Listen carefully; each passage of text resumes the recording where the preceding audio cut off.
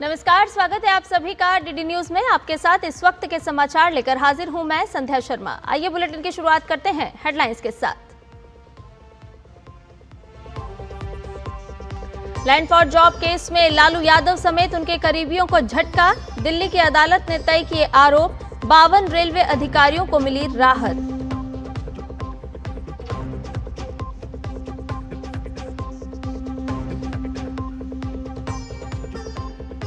ED ने IUPAC मामले में ममता बनर्जी को बनाया पक्षकार। पुलिस सूत्रों के अनुसार कोलकाता में ईडी के खिलाफ ममता बनर्जी की शिकायत पर एक और एफआईआर दर्ज। सीआरपीएफ अधिकारियों पर भी दस्तावेज चोरी करने के आरोप।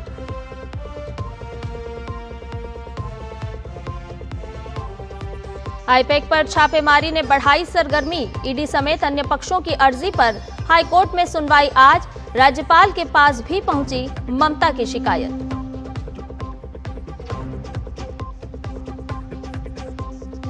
दिल्ली में तुर्कमान गेट पर अतिक्रमण हटाने के बाद आज जुमे की पहली नमाज। अलर्ट पर पुलिस। अब तक कुल 12 आरोपी गिरफ्तार।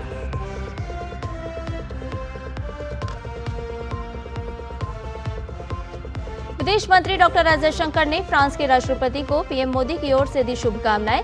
समकालीन वैश्विक घटनाक्रमों पर की बातचीत। इस साल फरवरी में भारत आएंगे मैक्रोन।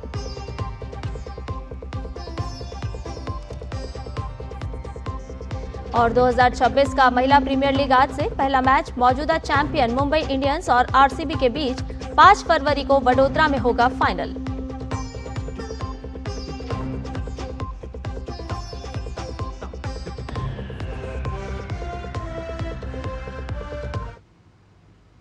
और बुलेटिन की शुरुआत कर रहे हैं इस वक्त की बड़ी खबर के साथ जो पश्चिम बंगाल से आ रही है। आपको बता दें कि पश्चिम बंगाल से आईपैक केस में बड़ी खबर है। ईडी ने ममता बनर्जी को पक्षकार बनाया है। तो पश्चिम बंगाल से इस वक्त बड़ी खबर आ रही है जहां ईडी ने ममता बनर्जी को पूरे मामले को लेकर के पक्षकार बनाया है। दोपहर 2:30 बजे हाईकोर्ट में मामले की सुनवाई होगी। ईडी ने अपनी तरफ से दावा किया है कि सीएम ने ईडी की तलाशी अभियान के दौरान महत्वपूर्ण दस्तावेज अपने साथ ले गई। तो जांच के दौरान महत्वपूर्ण दस्तावेज ले जाने के चलते ईडी ने ममता बनर्जी को पक्षकार बनाया है। पश्चिम बंगाल से इस वक्त की ये बड़ी खबर जहां आईपैक को लेकर के जिस तरह से ईडी ने छापेमारी की, लेकिन ममता बनर्जी ने जो रुख अपनाया उस पूरे मामले को लेकर के अब ईडी ने ममता बनर्जी को भी कोर्ट में चुनौती दी है। पक्षकार बनाया गया है ममता बनर्जी को। पश्चिम बंगाल से आईपैक केस से जुड़ी हुई ये बड़ी खबर जहां ईडी ने ममता बनर्जी को पूरे मामले में पक्षकार बनाया है। दोपहर 2:30 बजे आपको ये भी बता दें कि आज हाईकोर्ट में सुनवाई होगी। महत्वपूर्ण ये सुनवाई होगी। ईडी ने अपनी तरफ से ममता बनर्जी को भी इस पूरे मामले में पक्षकार बनाया है। तो ईडी का दावा है कि सीएम ने ईडी की तलाशी अभियान के दौरान महत्वपूर्ण दस्तावेज अपने साथ ले गई ममता बनर्जी। हाथ में ये फाइल भी आप देख रहे हैं। कल से तस्वीरों में ममता बनर्जी के हाथ में ये जो हरे रंग की फाइल है ये खासी चर्चा में है और इस फाइल को अपने साथ ले जाने की वजह से ही ईडी ने ममता बनर्जी को पक्षकार बनाया है। महत्वपूर्ण सुनवाई आज हाईकोर्ट में दोपहर 2:30 बजे होगी। ईडी ने कल छापेमारी कार्रवाई की आईपैक पर और इस दौरान ममता बनर्जी ने अपना ही छापा मार दिया क्योंकि ईडी की कार्रवाई में बाधा उत्पन्न की और इसी को लेकर के ईडी ने अब ममता बनर्जी को हाईकोर्ट में चुनौती दी है। ममता बनर्जी पश्चिम बंगाल की मुख्यमंत्री को पक्षकार बनाया गया है। तो पश्चिम बंगाल से आईपैक केस से जुड़ी हुई ये बड़ी खबर आ रही है। तस्वीर भी साथ साथ हम आपको दिखा रहे हैं जो कल से चर्चा में है क्योंकि ममता बनर्जी के हाथ में जो ये हरे रंग की फाइल है, हर कोई जानना चाहता है कि आखिर इस फाइल में ऐसा क्या था कि ममता बनर्जी ने इस फाइल को अपने हाथ लिया, ईडी के हाथ नहीं लगने दिया। हालांकि ईडी ने हाईकोर्ट में इस पूरे मामले को लेकर के ममता बनर्जी को भी पक्षकार बनाया है।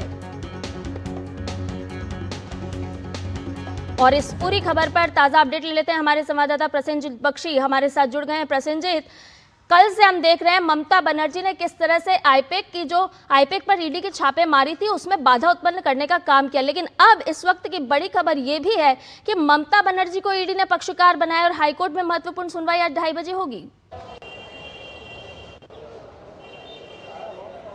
हाँ देखिए, ये कल जब हम इस पूरे घटनाक्रम का रिपोर्टिंग कर रहे थे तब हम बता रहे थे कि पहले भी हम देखे हैं कि कोलकाता की जो पुलिस कमिश्नर हुआ करते थे राजीव कुमार, उनकी पक्ष लेके कोलकाता में करीब 5 घंटे तक धरना दी थी ममता बनर्जी, जब सीबीआई की कार्रवाई राजीव कुमार के खिलाफ हम होते हुए देख रहे थे कई 3-4 साल पहले। अब ईडी ने जो कल छापेमारी की काम कर रहे थे, तो ये एक प्राइवेट एंटिटी के खिलाफ, ये आईपेक एक प्राइवेट लिमिटेड कंपनी है। हो सकता है कि वो तृणमूल के लिए चुनाव में कुछ जो एडवाइजरी की काम करता है ये करता है, लेकिन इसके साथ तृणमूल कांग्रेस की एक एमओयू है, तो ये एक प्राइवेट एंटिटी है और उसका मालिक प्रतीक जैन भी एक प्राइवेट एंटिटी है। इसके लिए चीफ मिनिस्टर क्यों रास्ते पे उतर गई, क्यों तुरंत चीफ मिनिस्टर देश की गृह मंत्री को नेस्टी, देश की गृह मंत्री को नोटी कहने लगे, जबकि जो एनफोर्समेंट डायरेक्टरेट है वो फिनेंस डिपार्टमेंट के अंदर है, वो रेवेन्यू डिपार्टमेंट की दायरे में है, उसके साथ होम डिपार्टमेंट की कोई संबंध नहीं है। फिर भी होम मिनिस्टर को इस तरह की भाषा से आक्रमण करना और तुरंत अपना काफिला लेके प्रतीक जैन की घर चले जाना और पूरे जितने सारे कोलकाता में आईपीएस ऑफिसर है उनको साथ में लेके जाना, वर्तमान जो पुलिस कमिश्नर है कोलकाता की मनोज वर्मा उनको साथ में लेके चले जाना, और जो सेंट्रल फोर्स ईडी को सुरक्षा देने के लिए ईडी को काम करने की जो सुविधा है वो देने के लिए वहां पे हाजिर हुए थे, उनको पूरी तरह से नकार कर अंदर घुस जाना, ये जो काम है ये पूरी तरह से एक चीफ मिनिस्टर के हिसाब से वो कर रही थी। और ये जो पुलिस कमिश्नर को लेके जाना, ये भी वो चीफ मिनिस्टर की कुर्सी को इस्तेमाल करते हुए कर रही थी, तृणमूल कांग्रेस की नेता के हिसाब से नहीं, क्योंकि तृणमूल कांग्रेस की नेता की निर्देश से कोई पुलिस कमिश्नर काम नहीं कर सकते हैं। तो तब भी हम कल बता रहे थे कि इस तरह से एक चीफ मिनिस्टर के हिसाब से चीफ मिनिस्टर की चेयर को इस तरह से इस्तेमाल करते हुए एक प्राइवेट पर्सन की मदद वो क्यों कर रही है, क्या वजह है इस तरह से उन्होंने प्रतीक जैन को बचाने के लिए पूरे काफिला लेके प्रतीक जैन की घर पहुंच गए, लेकिन उसके बाद फिर उन्होंने आईपैक की ऑफिस भी पहुंच गई है और उसके बाद खुलासा हो गए कि ये आईपैक जो प्राइवेट कंपनी है, इस प्राइवेट कंपनी के ऑफिस को उन्होंने तृणमूल कांग्रेस की पार्टी ऑफिस बता दिया। तब सबको पता चल गया कि बेसिकली ये प्राइवेट कंपनी तृणमूल कांग्रेस की पार्टी ऑफिस के हिसाब से काम कर रहा था इतने दिन तक, जो पूरे चुनाव प्रक्रिया को नियंत्रण, तृणमूल कांग्रेस की चुनाव प्रक्रिया इस प्राइवेट कंपनी के ऑफिस से नियंत्रण हो रहा था। तो तब सबको पता चला कि क्यों ममता बनर्जी का इतना टेंशन है यहाँ पे ईडी का छापेमारी के कारण। तो अब जाके जब थोड़ी देर पहले ईडी का, लेकिन सवाल तो गाहे बगाहे यही उठ रहा है कि आखिर इस हरे रंग की फाइल में ऐसे कौन से काले कागजात थे जिसे छिपाने के लिए ममता बनर्जी ने मैदान पकड़ लिया। एग्जैक्टली इसीलिए आज ईडी का ये जो स्टेटमेंट है जस्टिस सुब्रा घोष के सामने, कि जब ये चौंकने वाले स्टेटमेंट था कि हमने चीफ मिनिस्टर को यहाँ पे पार्टी बना रहा है, क्योंकि चीफ मिनिस्टर ने काम में बाधा डाला और चीफ मिनिस्टर ने सारे महत्वपूर्ण जो दलीलें हैं वो लेके उन्होंने, जो बोलना नहीं चाहिए, मैंने कोट अनकोट बता रहा हूं कि चोरी करके लेके गए, जबरदस्ती लेके गए, जो दलीलें हैं जो ईडी की काम के लिए, ईडी की तहकीकात के लिए जरूरी था, वो उन्होंने जबरदस्ती लेके गए, अपने चीफ मिनिस्टर की पावर को इस्तेमाल करते हुए, अपने कॉन्स्टिट्यूशनल चेयर को इस्तेमाल करते हुए उन्होंने जबरदस्ती लेके गए, जो ईडी की तहकीकात के लिए, ईडी की जो आईपैक के खिलाफ या प्रतीक जैन के खिलाफ जो मामला है उस मामले के लिए जरूरी था। तो इसीलिए ये सबसे महत्वपूर्ण है कि ये पहली बार बंगाल में अदालत के सामने चीफ मिनिस्टर को पार्टी बनाया गया, पक्षधर बनाया गया, और इसीलिए जो कोर्ट ने भी बताया कि जब आप पक्षधर बना रहा है तो जो सरकारी प्लीडर है उनको भी अपना जो पिटीशन है वो पिटीशन सर्व कीजिए और 2:30 बजे वापस आइए। मतलब कोर्ट ने भी प्राइमा फैसी जो चीफ मिनिस्टर को पार्टी बनाया जा रहा है, पक्षधर बनाया जा रहा है, इसके ऊपर कोई किसी तरह की आपत्ति नहीं जताया, बल्कि इसको मान लिया है। इसके बाद सुनवाई के दौरान क्या फैसला लिया जाएगा, ये तो सुनवाई के समय पता चलेगा। संध्या जी, प्रसन्नजीत दादा, इसके साथ साथ ये भी आपसे जानना चाहेंगे कि पश्चिम बंगाल में पहली बार तो नहीं हुआ है जब ममता बनर्जी ने इस तरह से किसी एजेंसी के कार्य में बाधा उत्पन्न करने का काम खड़ा किया हो। हम पहले लगातार देख रहे हैं कि एसआईआर की प्रक्रिया को लेकर के भी किस तरह से लगातार पश्चिम बंगाल में एक आग पनपाने का काम ममता सरकार द्वारा किया जा रहा है। अब आईपैक का जो मामला आता है उसमें भी ईडी की छापेमारी कार्रवाई के दौरान ममता बनर्जी बीच में कूद पड़ती हैं। अब यहाँ पर सवाल ये उठता है कि लॉ एंड ऑर्डर सुनिश्चित करने का काम तो किसी भी राज्य के मुख्यमंत्री का होता है, लेकिन क्या वो इस तरह से सत्ता की चाबी अपनाती हैं कि वो लॉ एंड ऑर्डर को ही धता बताने लगती हैं? संध्या, आपको याद होगा कई साल पहले ये शाहजहां शेख शाहजहां बोल के किसी एक का नाम पूरे देश को दहला दिया था, जिन्होंने इस तरह की ईडी ऑफिसर का खून निकाल दिए थे। वो भी इस तृणमूल कांग्रेस का ही नेता हुआ करता था, जिनको बचाने के लिए आज का जो एक्टिंग डीजी बंगाल की राजीव कुमार को भेजा गया था, इसी ममता की निगरानी में उस शेख शाहजहां को बचाने के लिए। सिलसिला तब से जारी है जी, ऐसा नहीं है। और पूरे तृणमूल कांग्रेस की यही एजेंडा है कि ईडी या सीबीआई कोई भी केंद्रीय जांच एजेंसी है, उनके काम में बाधा डालो, चाहे उसका सड़ फोड़ दो और चाहे कोई हरा रंग की फाइल चुरा के लेके चले जाओ। तो तरीका एक ही है। शेख शाहजहां एक निचली स्तर की एंटी सोशल है, तो उसने सर फोड़ दिया था। उनको शायद उनके ऊपर इस तरह की नियंत्रण नहीं था, लेकिन ममता बनर्जी का तरीका कुछ अलग है। उन्होंने इस तरह से हरा रंग की फाइल चुरा के लेके चले। तो तरीका एक ही है कि ईडी को काम करने ना दो, सीबीआई को काम करने ना दो, या बाकी जांच एजेंसियों को काम करने ना दो। आपका ऐसा क्या छिपाने की बात है? ऐसा आपने कर क्या दिया है? ऐसे कोई बंगाल कोई अलग देश नहीं है, तो यहाँ पे जांच एजेंसियों का काम करने के लिए ऐसा बाधा डालने की मतलब क्या है? सवाल तो यही है। और इसीलिए आखिर तक चीफ मिनिस्टर खुद इस तरह की एक मामले में पक्षधर बन गए हैं। ये तो आज नहीं तो कल होना ही था। संध्या, बिल्कुल। प्रसन्नजीत दादा, इसमें यह भी जानना चाहेंगे कि ईडी ने ममता बनर्जी को पक्षकार बनाया है, और इसके अलावा क्या और भी नाम सामने आ रहे हैं जिनके नाम ईडी अब हाईकोर्ट का जब दरवाजा खटखटाया गया है तो वहां पर ले सकती है या पक्षकार बना सकती है?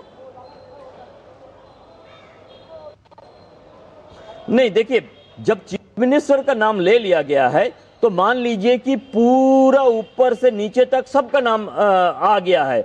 अलग अलग किसी का नाम लेने का शायद कोई मतलब नहीं है। अब देखना यह है कि एक मामला तृणमूल कांग्रेस की तरफ से किया गया है, जिसका टाइमिंग 10:30 के आसपास था, जो सूची के अनुसार कोर्ट नंबर 5 जहाँ पे ये ईडी ने अपना बात रखी है, वहाँ सीरियल नंबर 10 में था। और 2:30 बजे ये सारे जो मामला है सब एक साथ लिया जाएगा। तो तृणमूल कांग्रेस ने ईडी के खिलाफ मामला कर दिया है कि ईडी ने जानबूझकर ये किया है, वो किया है। तो उसमें देखा जाएगा कि तृणमूल कांग्रेस की शिकायतें क्या है। और बताया ये जा रहा है कि हो सकता है कि प्रतीक जैन की तरफ, परिवार की तरफ से बताया ये जा रहा है कि आईपैक की तरफ से भी उस समय ईडी के खिलाफ कुछ बातें रखा जाएगा। तो वो क्या है ये भी सामने आएगा 2:30 बजे। लेकिन ये मूल जो मामला है वो एआईटीसी का, मतलब तृणमूल कांग्रेस का ईडी के खिलाफ, और ईडी का बाकी लोग आईपैक के खिलाफ और बाकी के खिलाफ, लेकिन मूलतः वो चीफ मिनिस्टर ममता बनर्जी के खिलाफ। जब ममता बनर्जी का नाम ले लिया, मेरे ख्याल से बाकी किसी का अलग अलग तरीके से नाम लेने का कोई जरूरत नहीं है। लेकिन आईपैक किस तरह से ईडी का जो छापेमारी का कारण है उसमें किस तरह से इन्वॉल्व है, बाकी किस तरह से प्रतीक जैन इन्वॉल्व है, ये सारा खुलासा निश्चित तौर पर अब ये सारी परतें खुलती हुई नजर आएगी, चाहे वो ईडी की छापेमारी कार्रवाई हो या फिर हाईकोर्ट की सुनवाई हो। बहुत बहुत शुक्रिया प्रसन्नजीत दादा, तमाम अपडेट हमसे साझा करने के लिए। और उसके अलावा आपको ये भी बता दें कि मुख्यमंत्री ममता बनर्जी की ओर से कोलकाता में आईपैक ऑफिस पर ईडी की रेड और ईडी के हाई कोर्ट जाने के बाद पश्चिम बंगाल के राज्यपाल सीवी आनंद बोस की प्रतिक्रिया सामने आई है। उन्होंने कहा है कि मीडिया के जरिए जिस तरह से ये पूरी घटनाक्रम सामने आया है उसे देखकर उन्हें कहना पड़ रहा है कि विनाश काले विपरीत बुद्धि। उन्होंने बंगाल में ममता की सियासत पर भी सवाल उठाए और कहा कि हिंसा और भ्रष्टाचार नाम के दो कैंसर यहां ग्रोथ कर रहे हैं। इसके अलावा मौजूदा हालात पर उन्होंने कहा कि वो इस बारे में संवैधानिक विशेषज्ञों से सलाह ले रहे हैं कि क्या करना चाहिए, लेकिन मामला विचाराधीन है और इसलिए वो इस पर कोई फैसला नहीं देना चाहते। Of the whole incident as it has unfolded itself through the media, it makes me say it is an endorsement of the saying Vinash Kale Viparit Buddhi. Bengal has two cancerous growths on its body politic. One is violence, other is corruption. These are two issues which are to be tackled very effectively in a very proactive manner if this state is to come back in its pristine glory. I am keeping my eyes and ears open. I am consulting the constitutional experts on what to do. But since the matter is sub judice, I do not want to make any judgment on that. तो बहुत गौर करने वाली है राज्यपाल की ये बातें। इसके साथ साथ गवर्नर को ममता बनर्जी के खिलाफ आखिर क्या क्या शिकायतें मिली हैं वो भी आपको बता देते हैं। आपको बताएं कि लोक सेवक को कार्य करने से रोकना अपराध। राज्यपाल के पास शिकायतें पहुंची, मुश्किल में अब ममता बनर्जी नजर आ रही हैं। जेल और जुर्माना या दोनों की सजा संभव है। ममता बनर्जी की टेंशन अब बढ़ने लगी है। लोक सेवक को अपना काम करने से डराना अपराध की श्रेणी में आता है। जिस तरह से ममता बनर्जी ने कल रुख अपनाया वो अपराध से कम नहीं है। लोक सेवक को धमकाना भी एक गंभीर अपराध की श्रेणी में आता है। तो मुश्किल में है अब ममता सरकार। 2 साल की जेल और जुर्माना या दोनों सजा का प्रावधान है। अगर आप किसी भी तरह से लोक सेवक को धमकाने का काम करते हैं तो आपकी मुश्किलें टलती नहीं है। राज्य में चल रहे ये हालात संवैधानिक और गंभीर हैं, सोचना होगा।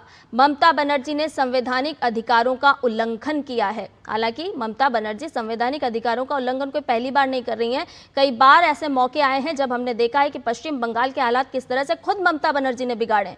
ममता बनर्जी ने पद के लिए किस तरह से दुरुपयोग किया। मामले में संवैधानिक विशेषज्ञों से सलाह ले रहा हूं, ये बात भी गवर्नर ने अपने वक्तव्य में कही। मामला विचाराधीन है, मैं इस पर कोई फैसला नहीं देना चाहता हूं, ये बात भी राज्यपाल ने अपने वक्तव्य में कही है। तो पश्चिम बंगाल में किस तरह के हालात उत्पन्न कर दिए गए हैं।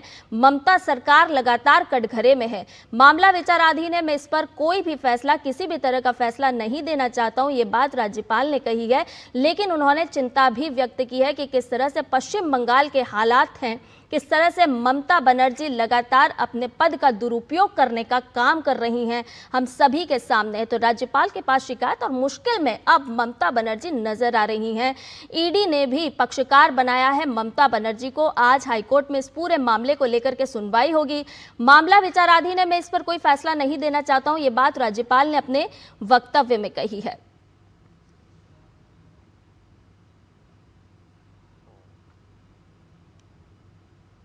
तो पश्चिम बंगाल के हालात सुधर नहीं रहे हैं बल्कि और भी बिगड़ते जा रहे हैं। हर कोई जानना चाहता है इस हरे रंग की फाइल में आखिर ऐसा क्या था कि ममता बनर्जी ने सारे नियमों को ताक पर रख दिया। और इस सब के बीच पश्चिम बंगाल के राज्यपाल सीवी आनंद बोस को जान से मारने की धमकी मिली है। इस पर उनका ताजा बयान सामने आया है। उन्होंने कहा है कि जनता उनके साथ है। A governor's first duty is to the people, second duty is the people, third duty is the people. This Lokman really believes that people are with us. People are the best judges of what is going on around. I trust the people and I get a lot of trust and love, affection from them. I value it. I'll again be going with them. तो पश्चिम बंगाल के राज्यपाल CV आनंद बोस को जान से मारने की धमकी मिली है और उसके बाद उन्होंने साफ तौर पर क्या कुछ कहा वो आपको सुनवाया। लेकिन अब इसके बीच भाजपा ने राज्य की कानून व्यवस्था पर भी सवाल खड़े कर दिए हैं। अब सवाल उठाए जा रहे हैं भारतीय जनता पार्टी की तरफ से। भाजपा के आईटी सेल प्रमुख अमित वाल्वी ने कहा है कि ममता बनर्जी के शासन में आपका स्वागत है, जहां राज्यपाल भी सुरक्षित नहीं है। पश्चिम बंगाल में कानून व्यवस्था पूरी तरह से चरमरा गई है। उन्होंने ये भी कहा कि ममता बनर्जी कोयला तस्करी और मनी लॉन्ड्रिंग के आरोपी एक निजी फर्म को बचाने के लिए ईडी से आपत्तिजनक फाइलें छीनने में व्यस्त हैं।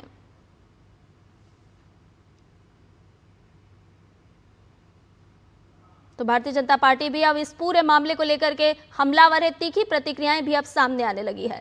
बुलेटिन में खबरें और भी हैं, लेकिन फिलहाल एक छोटे से ब्रेक के लिए रुक रहे हैं, जल्द हाजिर होंगे।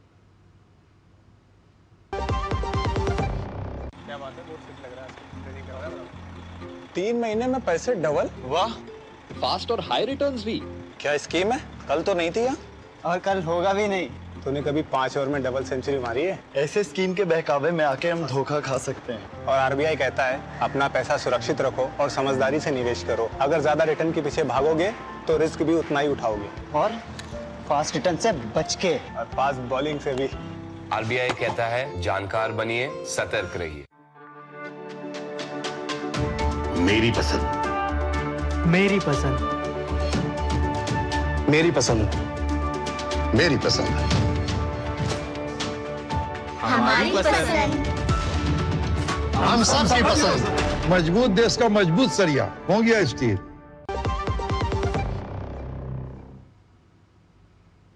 के बाद समाचार में आपका एक बार फिर से स्वागत है और इस वक्त की एक और बड़ी खबर आपको बता देते हैं। जी हां, ये खबर आ रही है लैंड फॉर जॉब केस से जुड़ी हुई। कोर्ट ने लालू प्रसाद यादव और उनके परिवार के सदस्यों के खिलाफ आरोप तय कर दिए हैं। तो लालू प्रसाद यादव, तेजस्वी यादव की मुश्किलें घटती नहीं बल्कि बढ़ती हुई नजर आ रही है। नौकरी के बदले जमीन हथियाने से जुड़ा हुआ ये पूरा मामला, जहां पर दिल्ली के राउस एवेन्यू कोर्ट का फैसला सामने आया है और आरोप तय कर दिए गए हैं। सीबीआई के चार्जशीट में ये आरोप तय किए गए। नौकरी के बदले जमीन हथियाने का ये पूरा मामला, और इसको लेकर के आज राउस एवेन्यू कोर्ट की तरफ से फैसला आया। इस फैसले में लालू प्रसाद यादव और उनके परिवार के खिलाफ आरोप तय किए गए। तो ये बड़ी खबर आ रही है, जहां सीबीआई की चार्जशीट पर राउस एवेन्यू कोर्ट ने ये आदेश सुनाया है। सीबीआई की चार्जशीट में आरोप तय किए गए।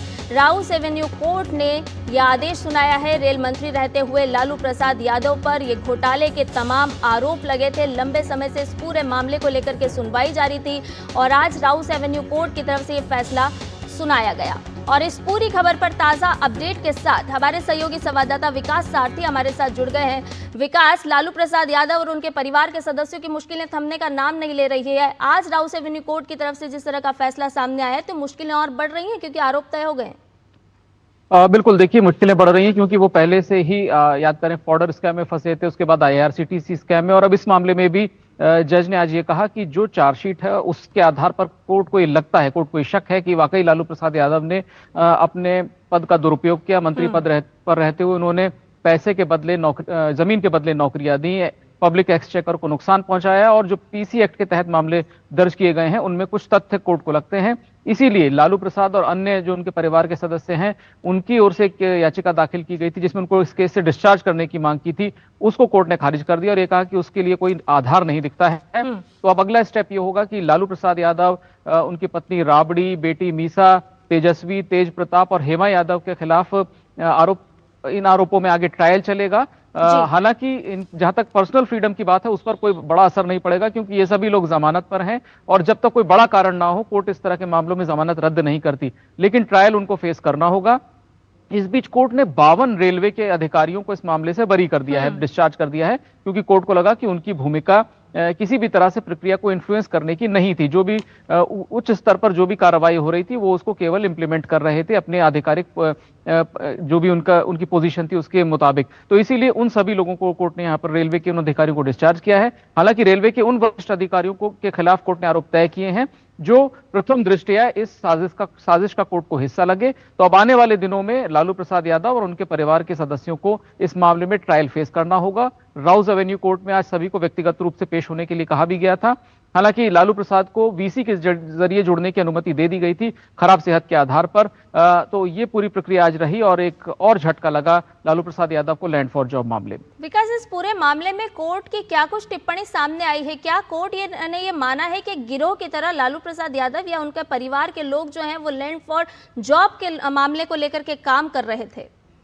बिल्कुल, कोर्ट ने यही कहा कि जो एक 120 भी जो कॉन्स्पिरेसी आपराधिक साजिश की बात सीबीआई कहती है, उसमें कोर्ट को तथ्य दिखते हैं। इसीलिए कोर्ट ने आरोप तय कर दिए हैं इस मामले में कि एक बड़ी आपराधिक साजिश थी जिसमें सबसे ऊंचे स्तर पर लालू प्रसाद यादव, उनके करीबी लोग पीसी गुप्ता, भोला यादव, ये लोग शामिल थे। इसके अलावा बेनिफिशियरी उनके परिवार के लोग हैं, वो भी इस आपराधिक साजिश का हिस्सा थे। रेलवे के कुछ वरिष्ठ अधिकारी हैं, उनको भी कोर्ट ने माना कि इस कॉन्स्पिरेसी का हिस्सा है। हालांकि बड़े पैमाने पर, यानी 107 से ज्यादा आरोपी थे। शुरू में उनमें से कुछ की मृत्यु हो गई, 5 या 8 लोगों की मृत्यु हो गई, और जो बचे थे लगभग 100 के आसपास आरोपी थे, उसमें से 52 को कोर्ट ने डिस्चार्ज किया है, ये देखते हुए कि उनकी कोई बहुत महत्वपूर्ण भूमिका नहीं थी इस पूरे मामले में। लेकिन बाकी के जो लोग हैं, अभी भी 40 से ज्यादा लोग ऐसे हैं जिनको ट्रायल फेस करना होगा। कोर्ट ने यह कहा कि सीबीआई की चार्जशीट में जो भी बातें लिखी गई हैं, जैसे कि जो आरोप लगाए गए हैं उनकी एक बार बात करें तो उसमें पीसी एक्ट की तमाम धाराएं हैं, 420 है, 120 भी आपराधिक साजिश है, 467 और 468 सेक्शन है जिनमें फर्जी दस्तावेज गढ़ना होता है, और खासतौर से सरकारी दस्तावेज जो होते हैं उनको अगर फर्जी तरीके से आप गढ़ते हैं तो 467 लगता है। तो इन्हीं सारे सेक्शंस को लेकर के कोर्ट को लगता है कि प्रथम दृष्टया सीबीआई की बातों में दम है, और इसीलिए इन सभी लोगों को आरोपों का सामना करना होगा और ट्रायल फेस करना होगा। जी, बहुत शुक्रिया तमाम जानकारी हमसे साझा करने के लिए विकास। और आइए अब रुक करते हैं अगली खबर का। आपको बता दें कि दिल्ली के तुर्कमान गेट इलाके में फैज़-ए-इलाही मस्जिद के पास हुई हिंसा के मामले में दिल्ली पुलिस ने जांच और भी तेज कर दी है। आज पुलिस ने जुमे की नमाज को देखते हुए सेंट्रल दिल्ली में सुरक्षा के खास इंतजाम भी किए हैं। दोपहर 1 बजे फैज़-ए-इलाही मस्जिद में जुमे की नमाज होती है। सुरक्षा व्यवस्था चाक चौबंद है और पुलिस पहले से ही पूरे इलाके में मुस्तैद है। इलाके में तनाव के बाद पुलिस ने एक्शन लिया है। अब इस मामले में पुलिस ने एक और आरोपी को गिरफ्तार कर लिया है। चांदनी महल इलाके के 36 वर्षीय मोहम्मद इमरान की गिरफ्तारी के बाद तुर्कमान गेट पत्थरबाजी मामले में अब तक 12 लोगों की गिरफ्तारी हो चुकी है। 10 सोशल मीडिया इन्फ्लुएंसर भी पुलिस के रडार पर हैं। इन्फ्लुएंसर्स पर सोशल मीडिया पर गलत जानकारी पोस्ट करने का आरोप है। भारतीय न्याय संहिता की कई धाराओं के तहत केस दर्ज किया गया है।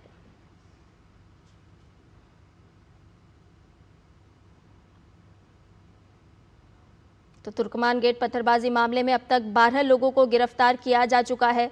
पुलिस आज चूंकि शुक्रवार है तो चाक चौबंद व्यवस्था किए हुए है। हालांकि कई ऐसे इन्फ्लुएंसर्स भी पुलिस के रडार पर है जिन्होंने उपद्रव फैलाने का काम किया था। और ताज़ा अपडेट ले लेते हैं, हमारे संवाददाता दिव्यांशु मल्होत्रा हमारे साथ जुड़ गए हैं। दिव्यांशु, क्या कुछ अपडेट इस वक्त का साझा करेंगे, क्योंकि हम देख रहे हैं कि जिन लोगों ने उपद्रव फैलाने का काम किया था, उन्माद फैलाने का काम किया था, पुलिस लगातार उनके खिलाफ कार्रवाई कर रही है, लोगों को हिरासत में लिया जा रहा है। ऐसे इन्फ्लुएंसर्स जिन्होंने सोशल मीडिया पर भी प्रचार प्रसार करने का काम किया, वो भी अब पुलिस की जद में आ रहे हैं। और चूंकि आज शुक्रवार का दिन है तो पुलिस ने किस तरह से आज एक्स्ट्रा सुरक्षा को ध्यान में रखते हुए वहां पर चाक चौबंद व्यवस्था की हुई है। देखिए, बिल्कुल आपको बताना चाहूँगा कि तुर्कमान गेट पत्थरबाजी मामले में अब तक 12 आरोपियों की गिरफ्तारी हो चुकी है। लेटेस्ट जो गिरफ्तारी हुई है वो 36 वर्षीय मोहम्मद इमरान नाम के शख्स की हुई है, जो कि चांदनी महल इलाके का रहने वाला है। 12 लोगों को तो गिरफ्तार किया ही गया है। इसके अलावा 25 से 30 ऐसे आरोपी हैं जिनकी पहचान की गई है और उनकी धरपकड़ के लिए पुलिस जो है अलग अलग जगह छापेमारी कर रही है। इसके अलावा 10 ऐसे सोशल मीडिया इन्फ्लुएंसर्स हैं जिनके ऊपर आरोप है कि उन्होंने अपने सोशल मीडिया हैंडल से भ्रामक प्रचार किया है, गलत जानकारियां सर्कुलेट की हैं, तो उनको भी कहीं ना कहीं धीरे धीरे पुलिस समन देकर अपनी इन्वेस्टिगेशन ज्वाइन करने के लिए बुलाएगी और उनसे भी पूछताछ की जाएगी। और जाहिर है अगर उनके खिलाफ कुछ सख्त सबूत पुलिस को मिलता है, कुछ एविडेंस मिलते हैं, तो जाहिर है उनकी भी गिरफ्तारियां हो सकती हैं। इन इन्फ्लुएंसर्स में एक महिला भी है जो कि दिल्ली के जामिया नगर इलाके की रहने वाली है, उससे भी कहीं ना कहीं अब पूछताछ की जाएगी। जाएगी। और आपने जिक्र किया आज शुक्रवार का है, आज जुम्मा है, तो ऐसे में फैज इलाही मस्जिद में जुम्मे की नमाज होनी है। इसको लेकर दिल्ली पुलिस ने बेहद खास तैयारियां की हैं, सुरक्षा व्यवस्था को बेहद खास चाक चौबंद किया गया है। समय न लेते हुए मैं आपको सबसे पहले तस्वीरें दिखाना चाहूंगा। पीछे मेरे आप फैज इलाही मस्जिद देख सकते हैं। इसी के आसपास का जो तमाम इलाका है, जो अवैध अतिक्रमण था, उसको तोड़ा गया था और उसी के दौरान जो है ये पत्थरबाजी हुई थी। और जब ये घटना हुई उसके ठीक बाद आज पहला ये जुम्मा है, तो आप देख सकते हैं कि कितनी बड़ी संख्या में जो पैरामिलिट्री फोर्सेस के जवान हैं, इसके अलावा दिल्ली पुलिस के जवान हैं, उनको यहाँ पर तैनात किया गया है। अर्धसैनिक बलों की बात करें तो यहाँ पर बीएसएफ है, इसके अलावा आरएएफ है और इसके अलावा एसएसबी के जवान यहाँ पर तैनात किए गए हैं। और अगर किसी भी प्रकार की सिचुएशन जो है वो खराब होती है या फिर की जाती है, तो उसको कंट्रोल करने के लिए इतनी सुरक्षा यहाँ पर तैनात की गई है। ये पूरे जिले की बात करें तो ये मध्य जिला पड़ता है, दिल्ली का सेंट्रल डिस्ट्रिक्ट है, लेकिन अलग अलग डिस्ट्रिक्ट के भी जो पुलिसकर्मी हैं, जो सीनियर ऑफिशियल्स हैं, वो यहाँ पर पहुंचे हैं, उनकी भी यहाँ पर ड्यूटी लगाई गई है। लेकिन फिलहाल 1 बजे जिस तरह से यहाँ पर इस फैज इलाही मस्जिद में नमाज होनी है, हालांकि जो मस्जिद कमेटी है और इसके अलावा जो दिल्ली पुलिस है, वो लगातार लोगों से यही अपील कर रही है कि आप शांति व्यवस्था बनाए रखें, हम अपनी इन्वेस्टिगेशन कर रहे हैं और अगर आप ऐसा हो सकता है तो आप अपने घर पर ही नमाज करें या फिर किसी दूसरी मस्जिद में जाकर नमाज करें। ये अपील यहाँ पर मस्जिद कमेटी और दिल्ली पुलिस की तरफ से लगातार की जा रही है। जी दिव्यांश, इसके साथ साथ ये भी जानना चाहेंगे कि इस इलाके में पहुंचने वाले जो आवागमन के मार्ग हैं, क्या वो किसी तरह से डाइवर्ट किए गए हैं या फिर सामान्य यहाँ पर आवागमन रहेगा, संचालित रहेगा? जी बिल्कुल, आपको बताना चाहूँगा कि जब से ये घटना हुई तब से ही यहाँ का जो हम कह सकते हैं कि पूरा रोड है वो पूरी तरीके से बंद किया गया है।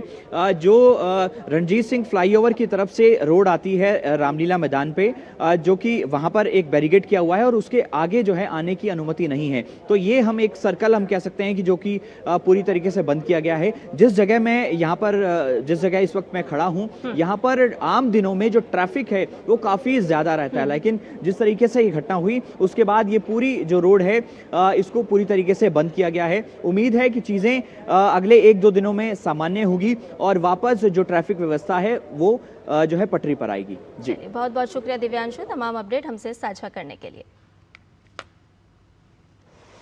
और बुलेटिन में खबरें और भी हैं, लेकिन फिलहाल एक छोटे से ब्रेक के लिए रुक रहे हैं, जल्द हाजिर होंगे।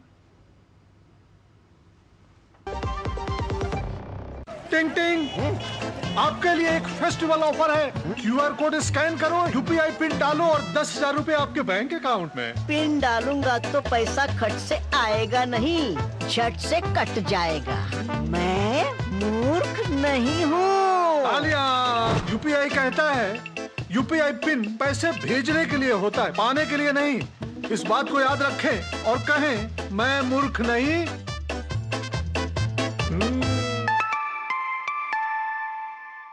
जाइए आप भी किसी का टेस्ट लीजिए।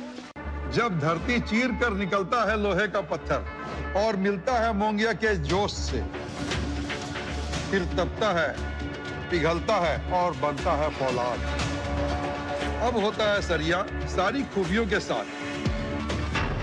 मोंगिया स्टील, मजबूत देश का मजबूत सरिया। बढ़ता है, खेलता है, झूलता उछलता है, दौड़ता कभी कभी दौड़ कराता है, आगे आगे बढ़ता है इंडिया, अमूल दूध पीता है इंडिया।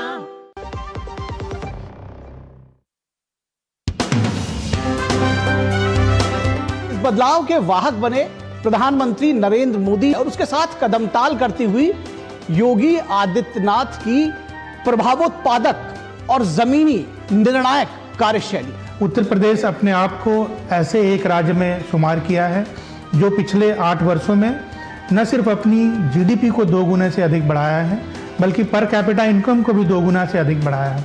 ये माननीय प्रधानमंत्री जी की जो रेगुलर एक समीक्षा और डायरेक्शंस हैं, एक प्रगति की उनकी रिव्यू मीटिंग होती है, उससे सीख लेते हुए उत्तर प्रदेश ने भी एक CM समीक्षा का कार्यक्रम प्रस्तावित किया। हर गाँव के निर्धनतम पुअरेस्ट 25 से 30 परिवारों को आइडेंटिफाई किया है। इस परिवार में एक आदमी को नौकरी या ट्रेनिंग की वो अपनी आजीविका को आगे बढ़ा सके।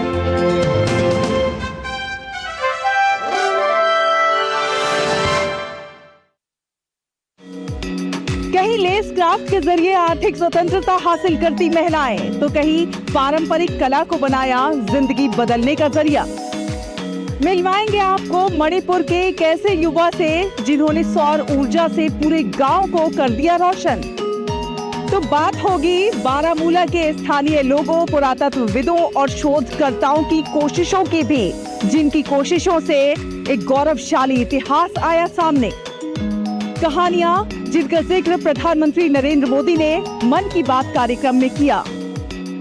देखिए गुड न्यूज जज्बा इंडिया का ये विशेष एपिसोड मेरे साथ इस रविवार शाम 7:30 बजे सिर्फ डीडी न्यूज पर।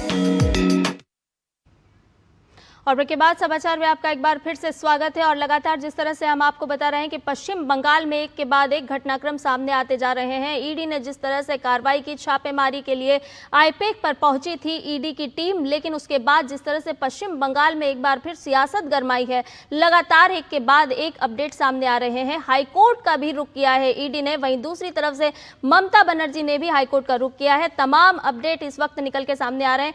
और भी क्या कुछ इस पूरी बड़ी खबर को लेकर अपडेट है, हमारे संवाददाता का रुख करते हैं, प्रसेनजीत बख्शी का रुख करते हैं। वो बताएंगे इस वक्त क्या कुछ चल रहा है आखिर पश्चिम बंगाल में। दादा, पश्चिम बंगाल में हम देख रहे हैं कि लगातार सियासत गरमाती जा रही है। ईडी ने जिस तरह से छापेमारी की कार्रवाई की, उसमें पश्चिम बंगाल की मुख्यमंत्री ममता बनर्जी ने बाधा उत्पन्न करने का काम किया है। अब इस वक्त क्या कुछ निकल करके सामने आ रहा है?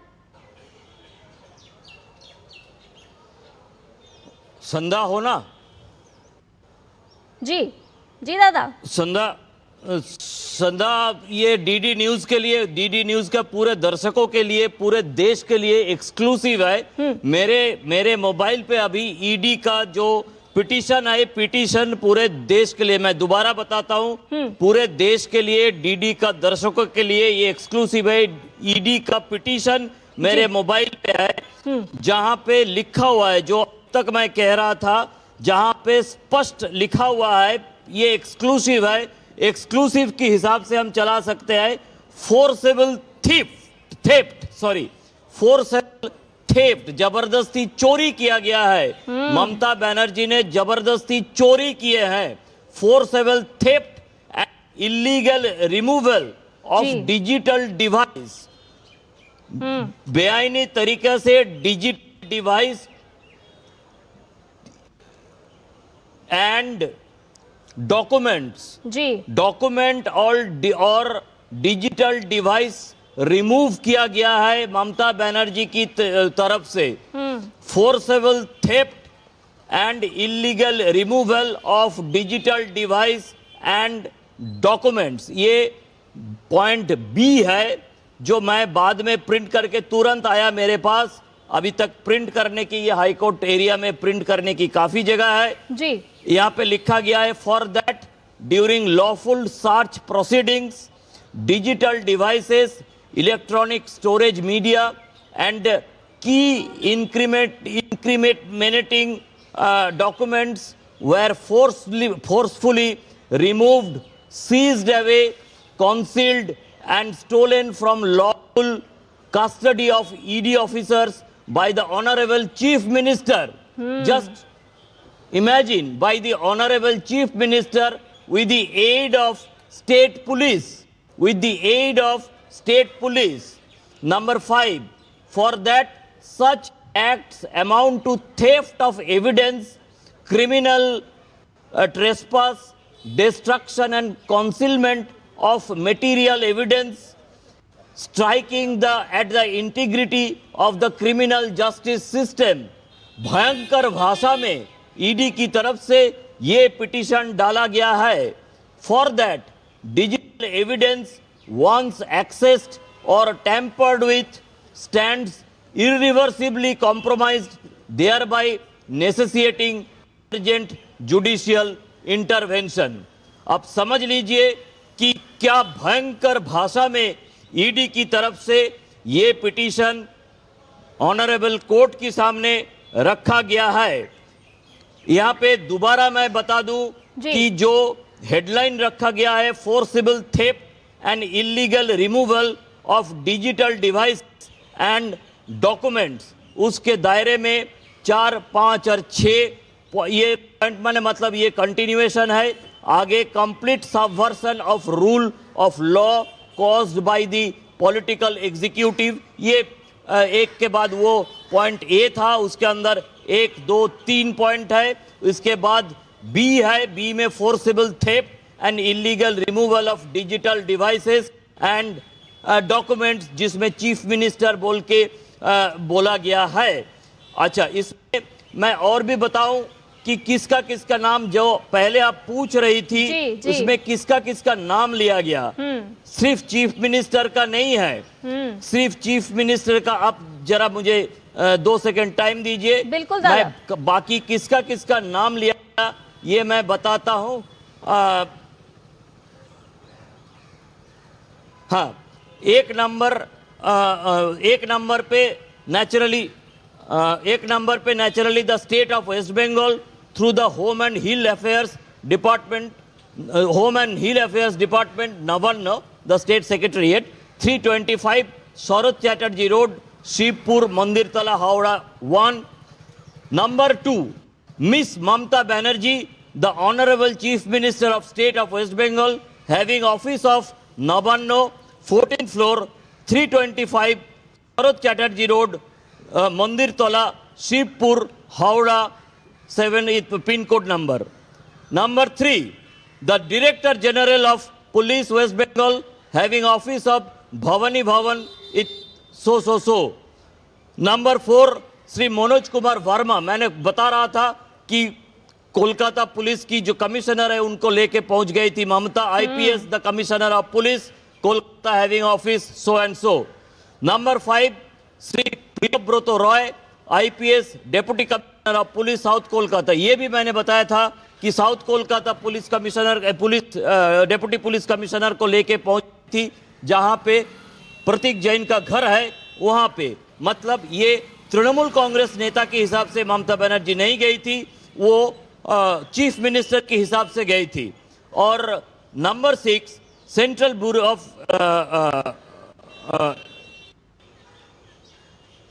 और ये नॉर्मली सीबीआई को भेजना था, सीबीआई को भेजना है, उनको भेजा गया है, पार्टी करना ही था सीबीआई को, because CBI is also part of the investigation procedure. So it is deputy commissioner of south Kolkata Priyavrat Roy, Chief Police Commissioner Manoj Kumar Verma, and Director General of Police, now in charge Mr. Rajiv Kumar, and Chief Minister Mamata Banerjee. और ये नाम petition में डाला गया है। और उसके साथ जो आपको मैं कह रहा था, थेफ्ट एंड उस जगह पे मैं फिर से आ रहा हूँ, पूरे देश के लिए ये forcible theft and illegal removal of digital devices and documents। और एक नंबर पे ए में जो है complete subversion of rule of law caused by the political executive, इसमें भी पढ़ देता हूं मैं। for that the citing honorable for that यहां पे भी चीफ मिनिस्टर का नाम है। for that the sitting honorable chief minister of the state of West Bengal, a constitutional functionary, यहां पे भी जो लिखा है जो मैं बोल रहा था, a constitutional functionary has illegally interfered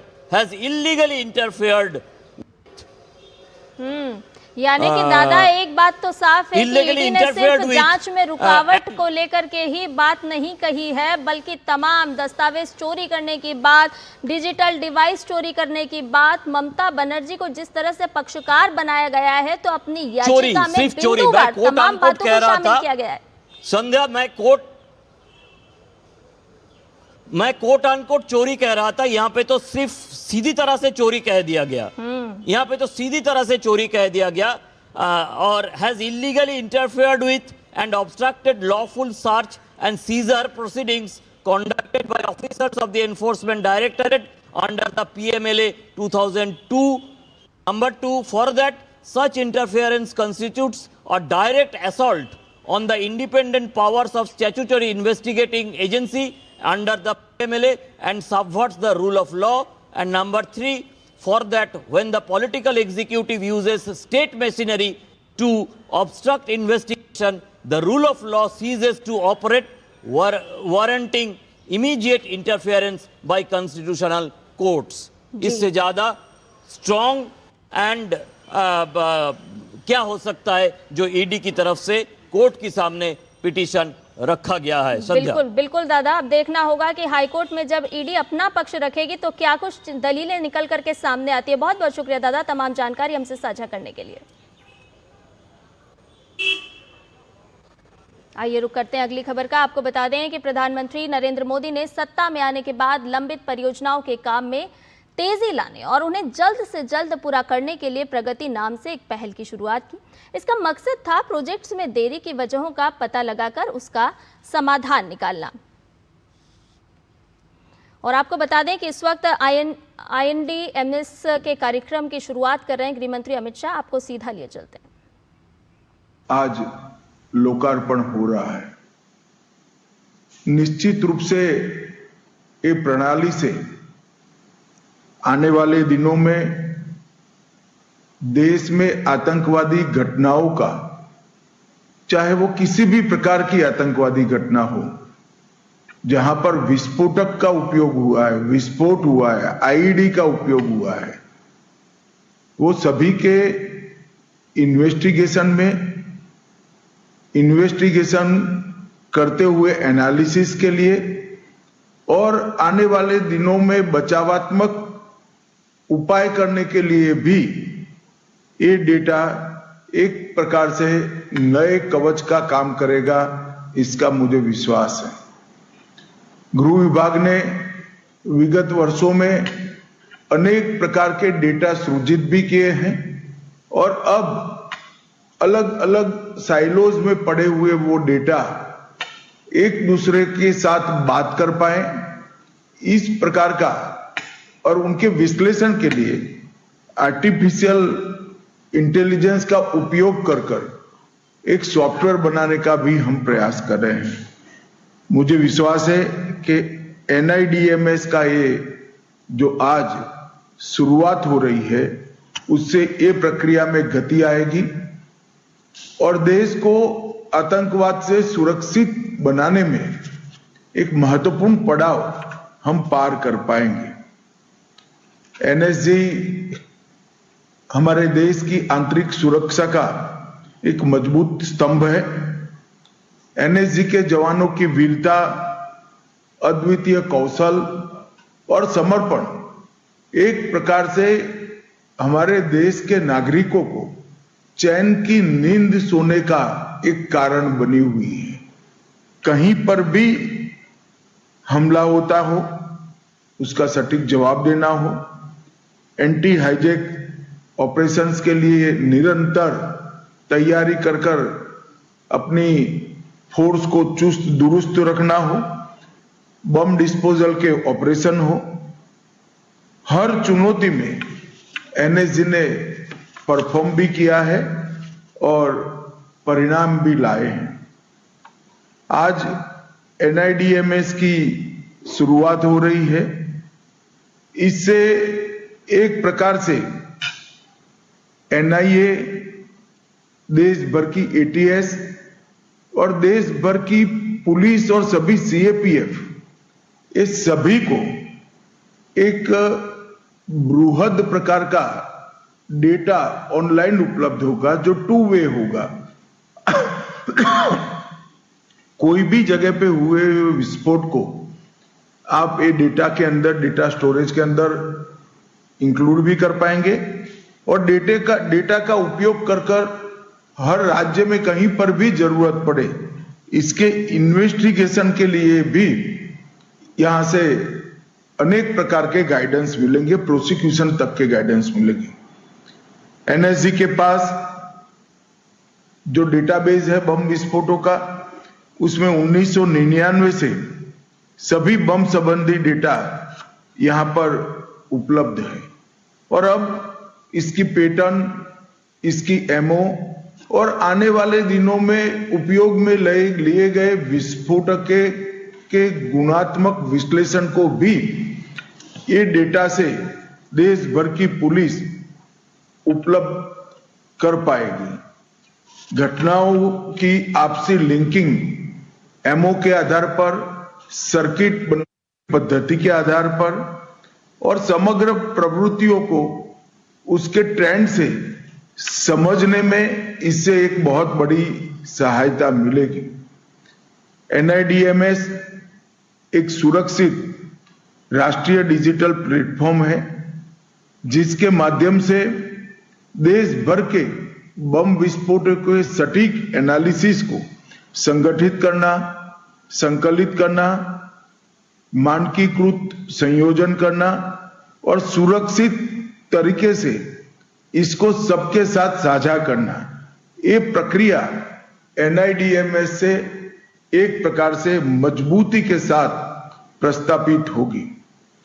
ये प्लेटफॉर्म आने से जो अनेक प्रकार के डेटा अलग अलग केस की फाइलों में पड़े हैं, वो डेटा अब एक क्लिक पर हमारी इन्वेस्टिगेशन एजेंसियों को और एंटी टेरर ऑर्गेनाइजेशन देश में जितने भी हैं, चाहे राज्य सरकार के हैं चाहे केंद्र सरकार के, उसको उपलब्ध हो जाएगी। इसको 3 प्रकार से हमारे देश की आंतरिक सुरक्षा के पूरे तंत्र को फायदा होने की संभावना है। एक one nation one data repository, इसके माध्यम से अलग अलग न होकर ये पूरा डेटा एक राष्ट्रीय संपत्ति के रूप में हर पुलिस इकाई को उपलब्ध होगा। इससे अभियोजन की गति और गुणवत्ता दोनों में बहुत अच्छा बदलाव आएगा, पॉजिटिव बदलाव आएगा। हम इस पर से पैटर्न को भी पकड़ पाएंगे और पैटर्न पकड़ने से वैज्ञानिक साक्ष्य अभियोजन रख पाएगा। और तीसरा, अंतर एजेंसी समन्वय भी बहुत अच्छे तरीके से होगा। सही सूचना सही समय पर और सही जगह पर पहुंचाने का ये एक प्रकार से बहुत अच्छा प्रयास होगा।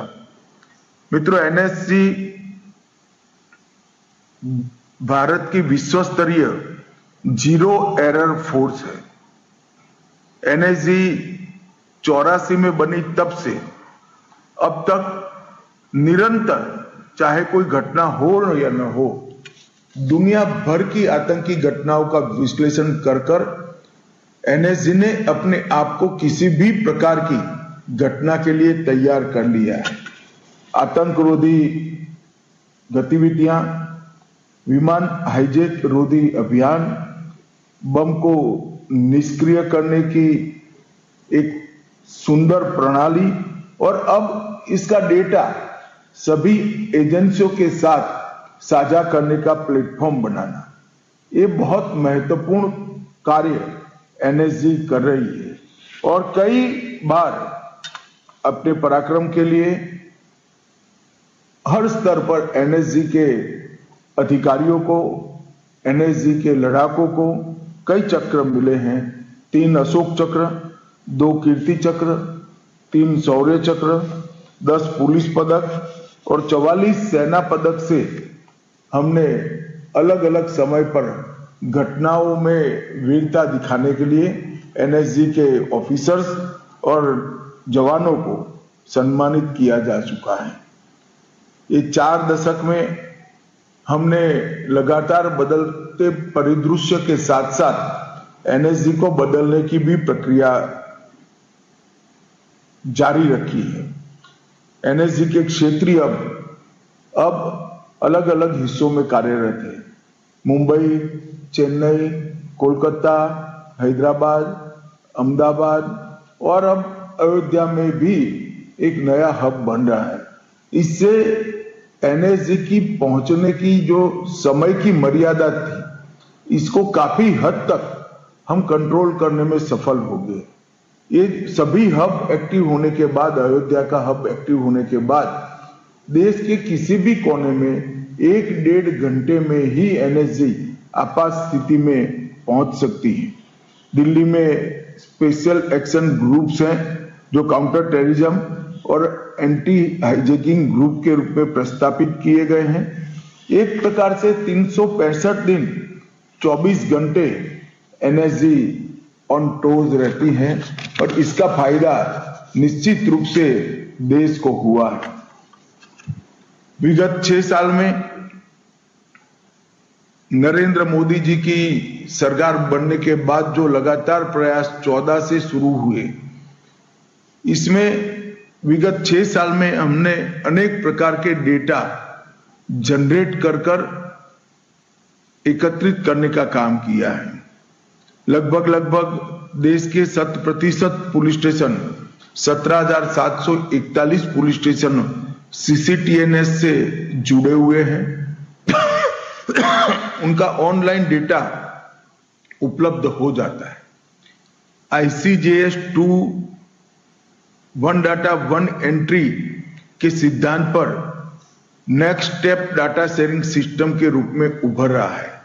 22,000 अदालतें ई प्रिजन के माध्यम से लगभग 2 करोड़ 20 लाख कैदियों का डेटा, ई प्रोसिक्यूशन के माध्यम से 2 करोड़ अभियोजनों का डेटा, ई फॉरेंसिक के माध्यम से 31 लाख सैंपल्स का रिजल्ट, क्राइमेक के 24 लाख अलर्ट और नफीस के माध्यम से 1 करोड़ 21 लाख फिंगरप्रिंट का रिकॉर्ड आज 1 क्लिक पर उपलब्ध है। अब इसमें NIDMS भी शामिल हो जाएगी। आने वाले दिनों में जब ये सभी डेटा एक दूसरे के साथ बात भी करेंगे और अनेक प्रकार के विश्लेषण इसमें से आर्टिफिशियल इंटेलिजेंस के माध्यम से हम कर पाएंगे, तब निश्चित रूप से हमारी सुरक्षा ग्रिड मजबूत होगी। मैं फिर से एक बार NSG को, राष्ट्रीय रक्षा शक्ति यूनिवर्सिटी को बहुत बहुत बधाई देना चाहता हूं कि आज जो शुरुआत हो रही है ये हमें देश को सुरक्षित रखने में आने वाले दिनों में बहुत मदद रूप होगी, इसका मुझे विश्वास है। अंत में सभी को बहुत बहुत बधाई और धन्यवाद।